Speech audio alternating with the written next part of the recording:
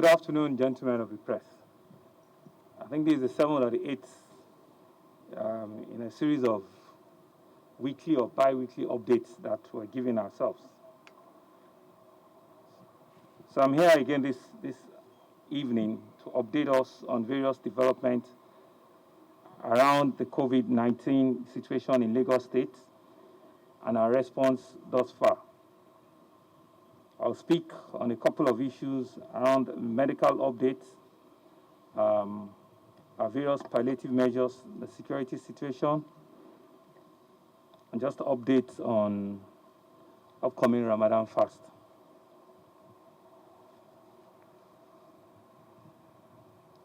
On the medical side, since our last address, which was less than a week now, on the 14th precisely, we have seen an increase in the number of confirmed cases nationwide. As at yesterday, we saw the highest daily increase, both nationally and in Lagos. In Lagos, we had a total of 70 new cases, which has since taken our total number to about 379. I must also say that of these new cases, we're seeing increased trend of inflows from our neighboring states. And we're actually tracking and monitoring this. There have been a few people that have walked in from neighboring states to be tested in Lagos, but we have the responsibility to now continue to take care of them. They said to us they would prefer to remain in our own isolation facility. So we're dealing with all of that. We also currently have 264 active cases, and we have since discharged about 93. And regrettably, we have 14 fatalities recorded to date.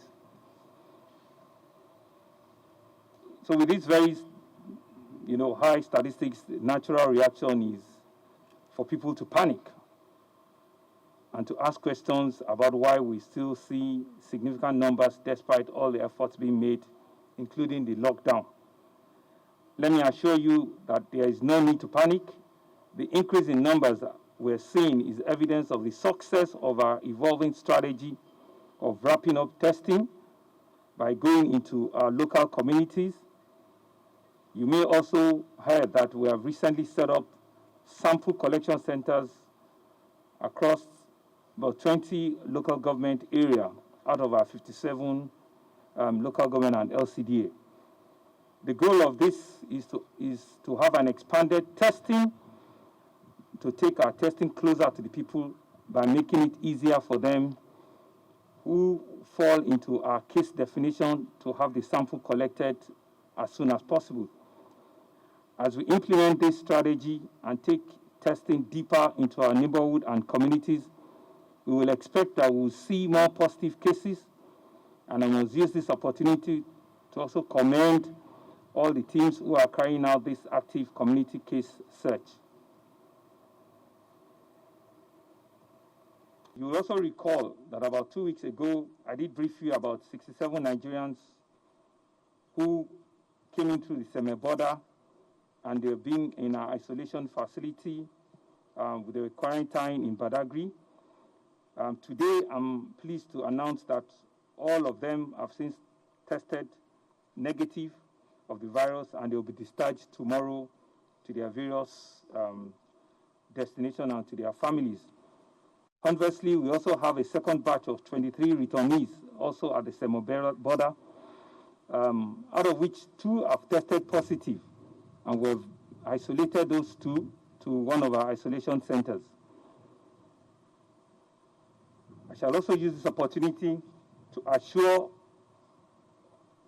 issue that the issue around our ability to identify, isolate, and manage suspected cases of this disease. I want to talk about issues around stigmatization.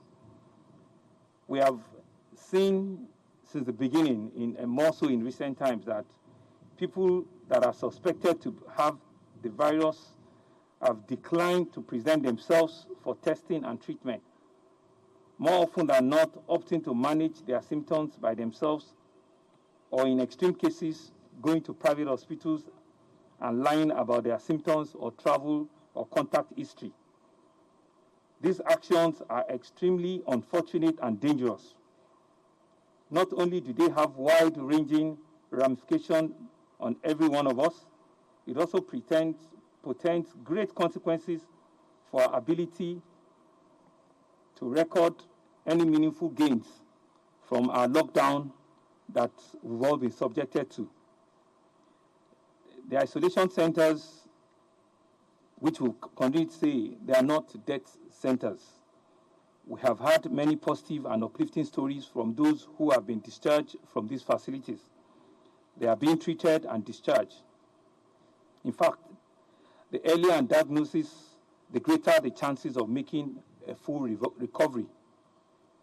Please be reassured that COVID-19, despite its contiguous nature, is not a death sentence. In this vein, I therefore implore all those who have tested positive to this disease or are suspected to have contracted this disease not to be afraid of presenting themselves to our isolation facility, to any of our isolation facilities for expert management with a variety of treatment options that are available and that we have seen. I would also like to urge members of the society to desist from stigmatization. Anyone who has been cured of this virus, there is absolutely no reason for us to begin any form of stigmatization. In fact, if anything, they should be the one running away from us because they've gone through the virus and they're out of it. Once they have been certified as being virus-free, they are free to join their family, their society, and there's really no need for us to discriminate against any of them. And I'm sure you know that on a positive note, we see regularly about 25 to 30% discharge rates that comes out from our isolation centers. The work to increase our capacity for isolation and treatment is also ongoing. And we're opening 2 isolation centers, the Etios Isolation Center at Landmark and the Bagada later this week. We hope that this will wrap up our capacity to slightly under 600 and would have about 30 ICU beds. I should also mention that we're in the process of reviewing application for private hospitals who have expressed interest in being certified as COVID-19 biomedical facility. This process is ongoing and it's being taken up by our pharma, which is the agency of the state government working with the Ministry of Health that has the responsibility to accredit, all the private institutions that have indicated interest. There has also been question about whether we're planning to introduce face mask as a policy. Well, my answer to that is that we think that from next week, when we will have wrapped up production and distribution, we're going to be asking that face mask should compulsorily be worn at public places. This is part of the deliberations that we've had to go through extensively today. And I must say that we have commissioned over 1 million production locally from various tailoring companies and outfits that we have. And we intend to start distributing them in the course of the week. But we also must mention that people must not rush to now go and be buying the medical grade mask. The medical ones are for our medical personnel. And as you can see, myself and my other colleagues, we're not wearing any N90 face mask. We've started, rebranding ourselves to wear, the local made, which we believe will be adequate and sufficient and will meet, the spirit and the era of wearing face masks.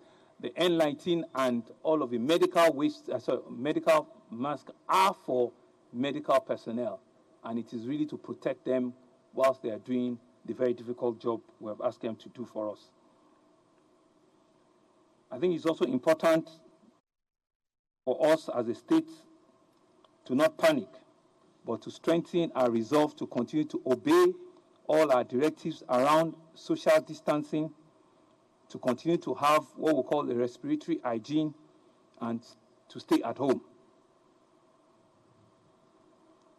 What is expected of us at this time and what we should do, we certainly know it's not an easy sacrifice, but we must continue to employ you and to use the gentlemen of the media to continue to advocate to our people that this pandemic will blow over and that we can continue to guarantee and assure a sizable percentage of our citizens, you will get well, it will come in, but you will get well at the end of the day. In the last few weeks, you also remember that we had a few palliative measures that we announced just so that we can have reasons for people not to feel the full brunt of having a total lockdown in our environment. We announced the palliative around ensuring that our medical secondary health facilities and some of our first-class primary health facilities are taking care of pregnant women, are taking care of health issues, and I did mention some of those statistics to you last week. Those numbers have since gone up, and we're indeed happy that people are using and are taking advantage of the facilities that were provided. We will also remember that we mentioned at the last briefing that we're starting our daily food kitchen program, which where we said we intend to feed up to about 100,000 youth. We'll also continue our distribution of food, the dry food relief, to our various communities. And one of the things we said at the last briefing was that we're doing the distribution with different stakeholders that we've identified. In the course of the past few days, we've had huge distribution amongst our various ethnic groups. We've given distribution to our various market associations, market men and women. We've had distribution at our tertiary institutions, religious bodies. We've had distribution with them. We've had distribution with some of our royal fathers and community leaders at their various locations. We're also having distribution with our university students, some of them that are staying in clusters that we know around the state, both the federal and the state universities and higher institutions. We're pushing out relief to all of them. And we also passed on distribution to political parties in their formation. That also is going on. We also did mention that we're working on the data to clean up so that we want to also do a cash transfer to the vulnerable and to the poor amongst us. That exercise is about to be completed, and like we've said, we're still committed to do a cash palliative to a sizable number of the people, the indigent people we've categorized in that category. I'm also pleased to mention that the daily food for the youth is going on very well. I must use this opportunity to thank both all of the host communities and more especially the donors. A lot of donors have partnered with us in this whole exercise. We've seen faith-based organizations coming up on a daily basis to partner on this Feed a Youth a Day that we've started, and the state government also is doing theirs. But a lot of individuals, a lot of NGOs, a lot of faith-based have also partnered with us, and I'm using this opportunity to thank all of them and to say that this is a collaborative effort that we're excited about, and let's just continue to push the corrective narratives. On security, you will agree with me that the situation has improved considerably in the last couple of days. And this was just as we promised with all of the security operators that were together last week. I'm in constant touch with all of them on a daily basis, and I can assure you that all hands are on deck, and we're sending strongest possible messages to people that want to foment trouble, hoodlums and bandits that want to seek to take advantage of the challenging times that we find ourselves. I'm aware that over 150 various people have been picked up, various criminals, and are currently being prosecuted as we speak. Our people must be able to go to bed with their both eyes closed. Every law-abiding citizen must continue to enjoy the guarantee of safety in their homes and neighborhood. But as for the criminal elements, there will not be any rest for them. As I said in my last address, there is no room whatsoever in Lagos State for anybody of criminal intention or criminal mind. The patrols and the show of force will continue day and night, and suspects will not only be arrested, they will be charged to court appropriately. I must also thank the DIG Moses Ogunyowo, who the Inspector General of Police had sent to us to help patrol and harmonize our border and our interstates with Ogun State. I think the officer has come with a lot of experience, and they've brought additional special force that we have seen, and I've met with them, and I've gone to complement the Lagos State Police Command. I must thank them and thank the Inspector General of Police for this. We'll continue to give all of our military, intelligence service, the Civil Defense Corps, the Lagos Neighborhood Watch, and all other private security agencies all the accolades they deserve, because each and every one of them are working collaboratively amongst themselves. I think it's important to also mention at this point that later in the week, for our Muslim faithfuls, they will be commencing the observance of the annual Ramadan period. I know that we're all eagerly looking forward to it, but my appeal is this: even in our service to Almighty Allah, that let us continue to obey the laws and the guidelines of the land. As we prepare to observe this Ramadan period, we have a responsibility to continue to maintain appropriate level of respiratory hygiene and physical distancing, and observe the restriction on the permissible size at any gathering. We'll be very, very strict with the rules, with the laws, and with all of the directives we've given, and we would expect that everyone would comply. We still insist that any gathering that is beyond 25 is not acceptable, regardless of whatever circumstance we find ourselves. And I know and I believe that even as we go to worship, we will know and understand that these are very difficult and very trying times for all of us, and we'll expect to see full compliance. Dear Lagosians, as I end this address, let me once again touch upon the issue of fake and unverified news. I would like to implore us all that we should refrain from sharing news and reports that have not been verified or that seek to cause fear and danger amongst us. We all have an important role to play for not disseminating or amplifying these fake messages. We must also seek to share information that have been issued by appropriate health authorities. Let me remind us, just as the government has a responsibility to its citizens, we as citizens also have a responsibility to government. At a time like this, the most important of those responsibilities include obeying the directive and guidelines that must have been made for the entire safety of our citizens and for our well-being. As unpalatable and disruptive as a lockdown might be, it is necessary for us. It is also a way to prevent far more disruptive and devastating social, economic, and security scenarios.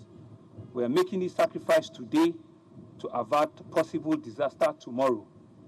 We've done additional 1 week out of the 2 weeks that have been prescribed by the federal government, and I want to implore all of us that what is in front of us is not up to what is behind us. Like the commissioner did explain, Commissioner for Health, at his press briefing yesterday, we're looking at a strategy of flattening the curve. And so we are all doing a good job. And what we're seeing is that we'll see spikes, but we're seeing that the curve should be flattening out soon, right? But that is not to say that we'll be out of it in 1 week or 2 weeks or 3 weeks. Various other strategies will be coming up as we go along, in the weeks and the days to come. Let me once again appeal to all of us, whether we might be in the state, to please stay at home and avoid non-essential movements. Let us continue to obey the rules and regulations that have been set and been put forward by both the security operatives and our health workers. I want to thank the Lagosians. I want to reassure all of us that this will certainly fly over, We've been in this for about 6 weeks now, and I know clearly that we've all gone through this. But what we are seeing now is also a strategy to be able to enter all of our local communities. We've been able to touch over 1 million households already in the last week or week and a half. And that is what has brought out, so that we can clean up all of this once and for all and leave no one behind. And that's why we're ensuring that we're doing knock day-to-day, knock on every door, and those difficult questions are being asked. And we've had to decentralize, the turnaround time for you to get samples or for you to get tested. And so we're believing that once all of these are done, the plan for us to get out of this will all be achieved, very, very soon. Thank you very much. Your Excellency, everybody. I want to talk about people who tell lies. People who tell lies. People who tell lies about their travel history or their symptoms. Is there going to be some sort of penalty? Because they are endangering not just themselves and their families, but everybody in the country and beyond, because of the way COVID-19 is so easy to spread. Will there be some punitive measures? Just as an example.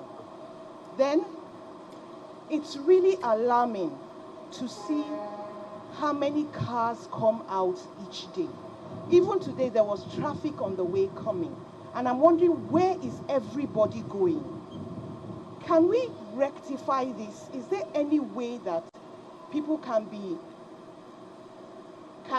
convinced, encouraged to remain in their houses beyond what has already been done? I know a lot has been done, but people need to stay at home. Then, finally, you spoke about 1 million households, going through about 1 million households. There's an active case search now, there are sampling sites and everything.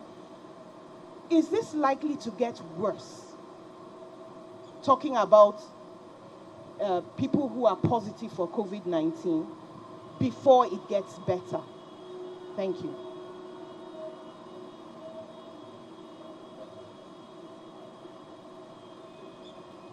Good afternoon, sir. My name is Dayo Jerindi. I write for Punch newspaper. I have 2 questions for the governor and 2 for the commissioner. For the governor, the first question I would like to ask borders around hazard allowance for health workers. A lot of health workers I've spoken with said they are dissatisfied with what they get. They are what? Dissatisfied. They're not satisfied with what they get. Some people told me that they get as low as 5,000 per month as hazard allowance. Is it not the time for the state to increase the hazard allowance for health workers to motivate them at this trying time?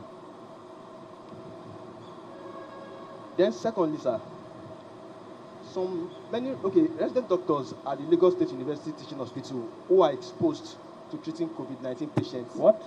Resident doctors at the Lagos State University Teaching Hospital that are exposed to treating COVID-19 patients, this stay and live in the community. Do you have a plan of building a residential apartment for them within the hospital? I don't get the question. Resident doctors at last rather. Yes. Still stay and live within the community.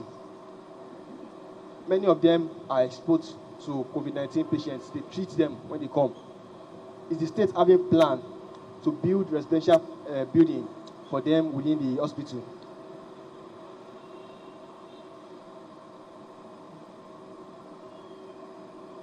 To the commissioner, the sample center so far, how many samples have been collected and how many of them have been tested? How many samples have been collected in the sample centers and how many of them have been tested? And finally, on the death of the late chief of staff, on Saturday, the commissioner tweeted that he died at First Cardiology Consultant Hospital in Ikoyi. I called the hospital and they denied ever having him in the hospital. I want to ask, And at what? what point, I called the hospital after the commissioner's tweet, and they denied having him in the hospital. Okay. So I want to ask, at what point was the late chief of staff brought to first consultant cardiologist in Koyi? That's the question for the commissioner, sir. Okay.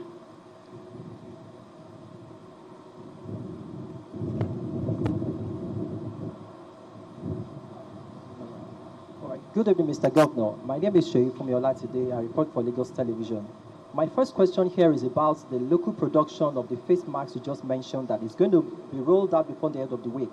Now, my question is, how effective are these local face masks, to ensure that it curtails the spread of this virus we are talking about?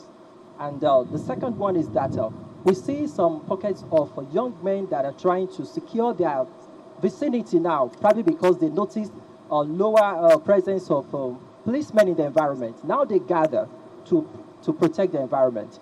What are we putting in place to ensure that this doesn't scale up to something that constitutes a nuisance after COVID-19 era? Thank you. Can we respond? Yes, we can take this set of questions, sir. We have the language. Okay.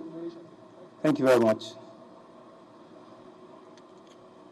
Thank you very much, Mary. The first question was around what are we going to do? People telling lies. I think it's a very, very serious matter, and it speaks, to conscience, to the depth of our conscience as human beings, as Nigerians, as people that speak to the dignity of what we truly believe in. We have taken a decision coming out of even this meeting that we're actually going to be prosecuting people. We are going to make 3-4 people scapegoats and examples, because it's not only unfair, you're also risking the life of other health workers who, if you don't say the truth, there was no way for them to know where you've been, who you've been in contact with, and what your previous life history or health history has been. I think it's only when the full arm of the law, touches a few, right, that they will know that it's a very serious matters that we're talking about.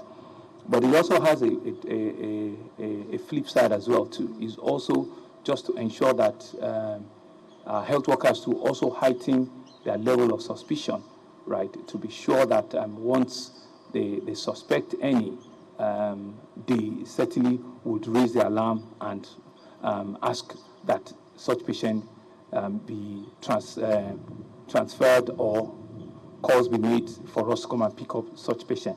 But I think it's an important point you raised, and I think it just speaks to the value that each one of us holds, as an individual and as a person.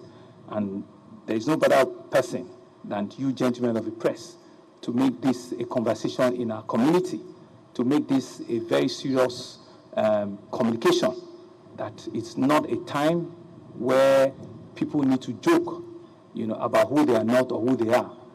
We all need to come, not 98, not 99, but 100% sincere as to what you know about yourself. But like I said, we are going to prosecute a few examples. In fact, we are working on 3-4 names already, and that we're going to make examples, and we're going to publish and publicize such names. Traffic, what can we do? I think it's all of us taking responsibility. All of us taking responsibility, and we've expressed this in so many ways. Twice I've spoken to the Commissioner of Police today. Short of the governor himself going on the Cool Bridge to begin to apprehend, people that are not meant to be on the road.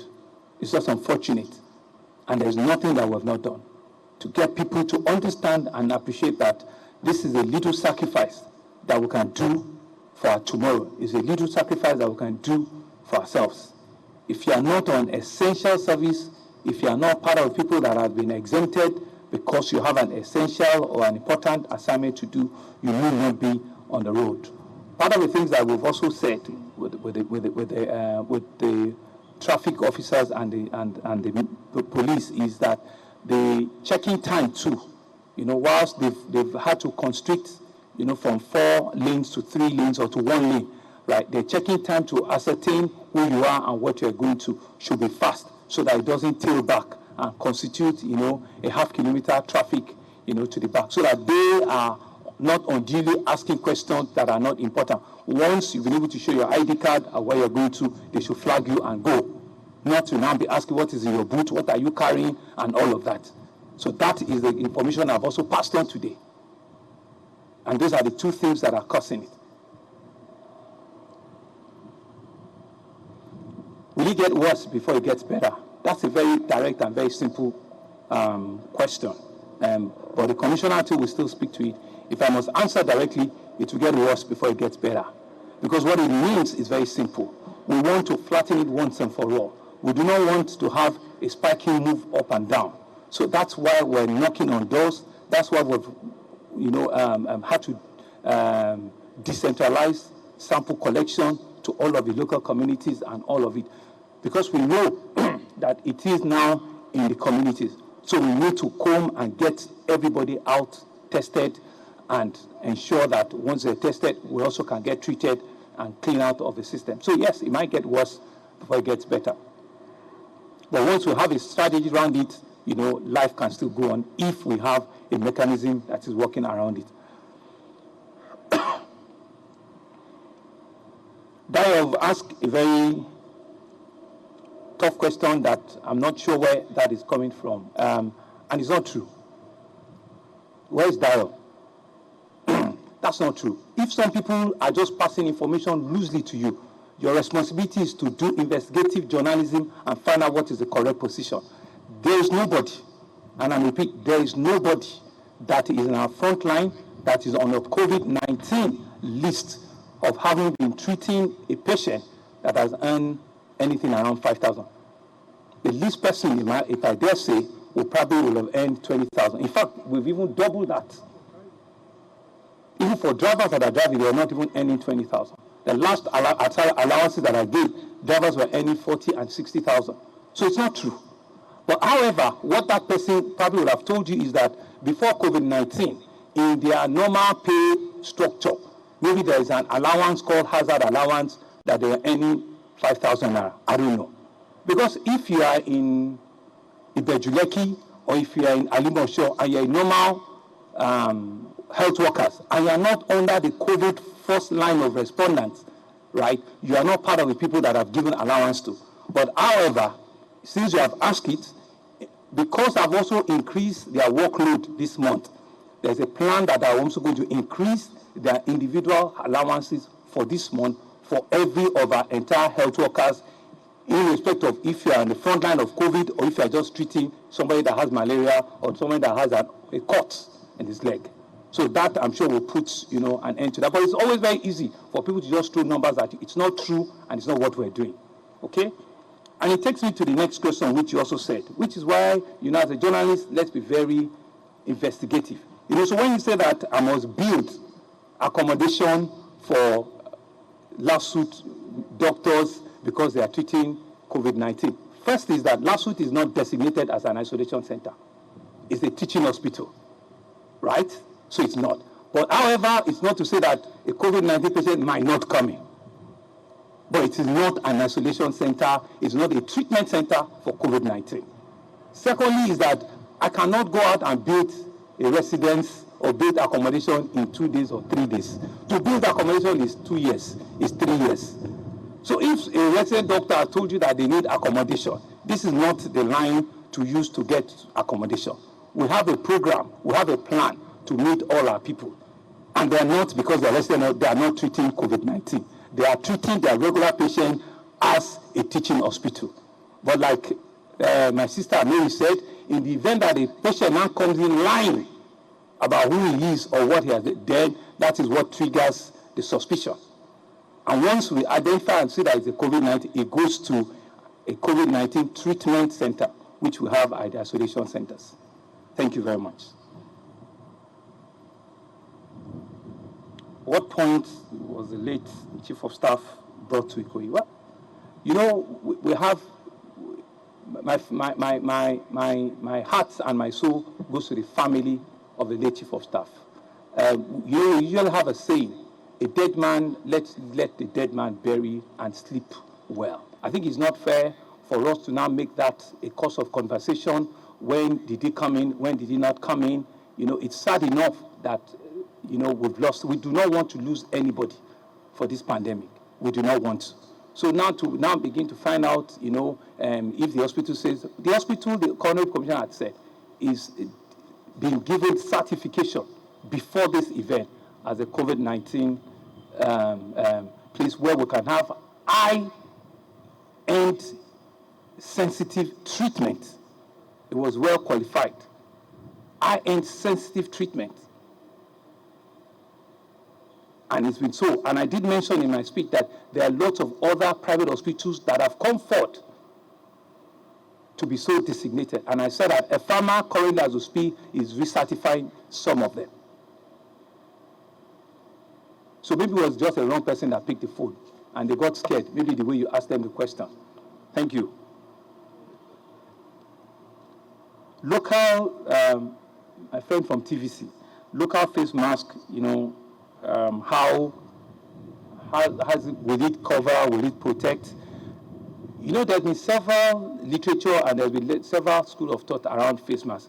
You realize that it also took us a while for us to also, the face mask from the literature and what we understand is truly really to protect you from infecting others. Is to keep whatever is with you, to keep it to yourself, so that you are not passing on what you have. You want to sneeze, you want to cough, you want to do anything, you are not expelling it anyhow. So it's really to protect you. So it's really to protect others from you. So in truth, you are the vulnerable that you should protect yourself from infecting others. So that's why we must ensure that public places now, everybody gets to protect himself from infecting others.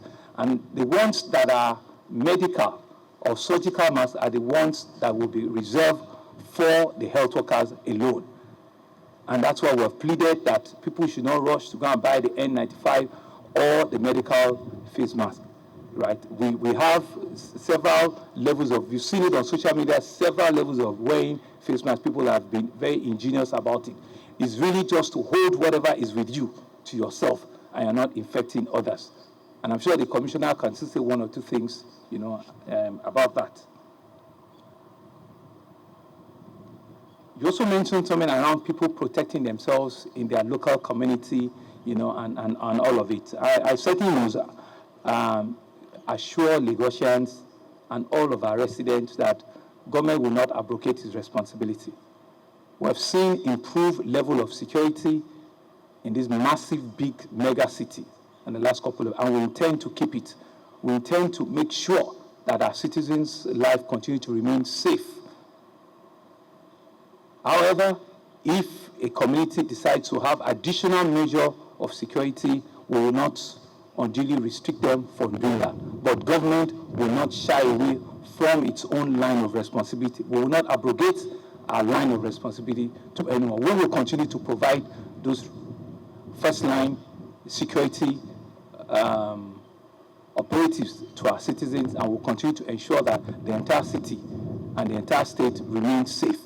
If it demands that we increase the number of paramilitary or parasecurity operators that we have, if it demands that we continue to have conversations with the President, with the Inspector General of Police, we'll continue to have that.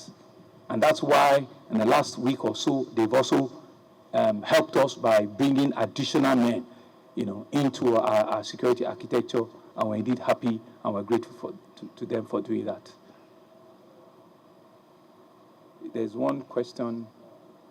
What was the question?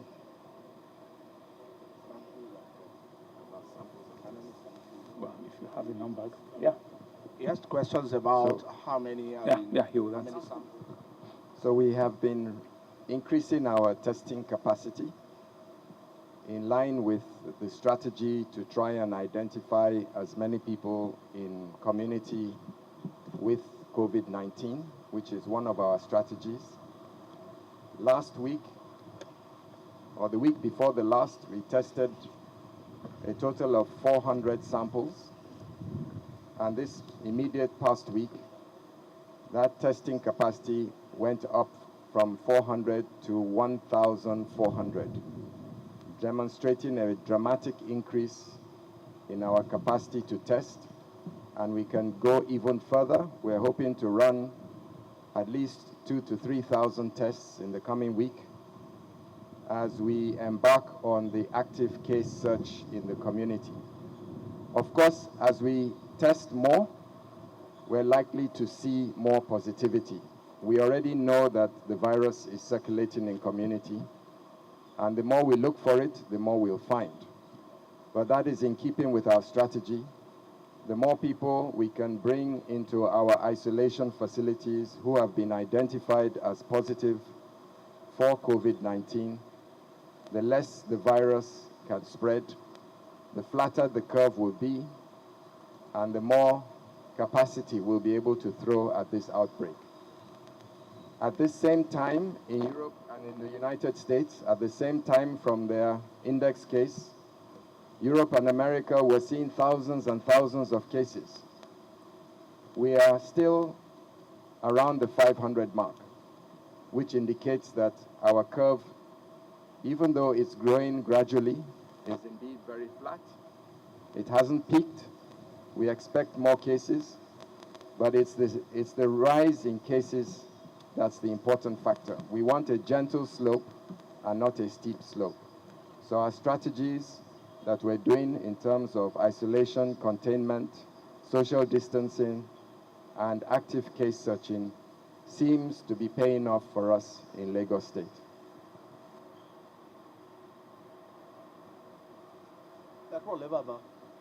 Orúkọ tèmi ni Adéyẹmí Adésànyà, mo ń jábọ̀ ròyìn fún iléeṣẹ́ Bond FM. This is not only a very brilliant set of response, Thank you. also succinct and explicit. Thank you, gentlemen of the press. Have a wonderful day.